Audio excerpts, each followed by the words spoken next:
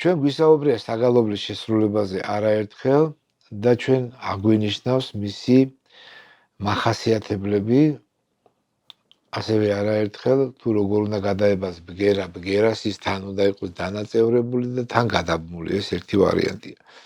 მერე ეს საგალობელი მთელი თავისი განვითარების მანძილზე ისე უნდა მივიტანოთ ბოლომდე, როგორც წყლით სავსე ჭიქა, სადაც სულ სავსე როა და ერთი წვეთიც არ უნდა დაიღვაროს, ისეთი რუდუნებით და ისე უნდა იყოს ეს, ასე ვთქვათ, ღვთის წინაშე ავლენილი გალობა, ასეთი დატვირთული ამ ემოციით, რომ ეს მსხვერპლია პრინციპში, ხო, ეს გალობა ბოლომდე უნდა იყოს მიტანილი.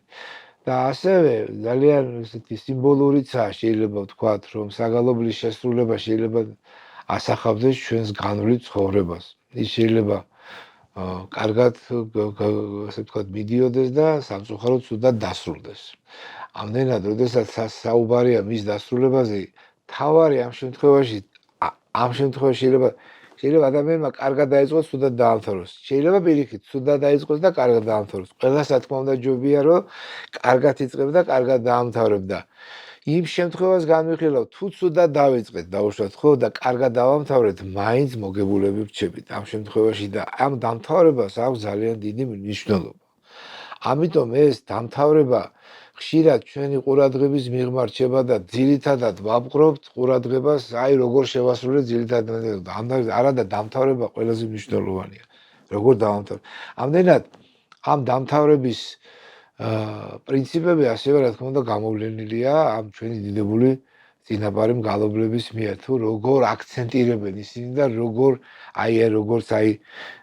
ქალბატონს ყველი რო ამოყავს რდიდან და როგორ უყრის თავს ამ ყველს ნაფლეთებს და ერთ თლიან წარმონაქმნად რო ესე ვთქვათ შეაზავებს და ესე ვთქვათ დადებს. ასეთი ვარიანტია შეიძლება დაახლოებით ასე შეიძლება წარმოვიდგინოთ, რომ მაგალითად ევედრე ქრისტეს აღმერთსა შეიწყალება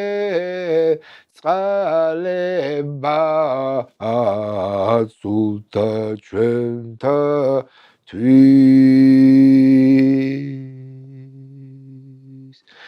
თელს გულისხმის ყოფას ჩადებს და თელს გულმოდგინეობას, უпростоრი იქნებოდა გვეთქვა, თელს გულმოდგინეობას ჩადებს, როგორ დაამთავრა მან ეს ყველაფერი და ანუ სრულყოფილად, როგორც ექვთიმე კერესელიძემ დაიწყო, გააგრძელა და დაამთავრა, ასევე უნდა იყოს ამ საგალობლის დამთავრების ამბავიც ესე ჩვენ მიერ წარმოდგენილი.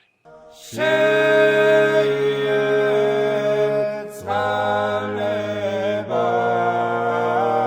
ცუდა ჩვენთათვის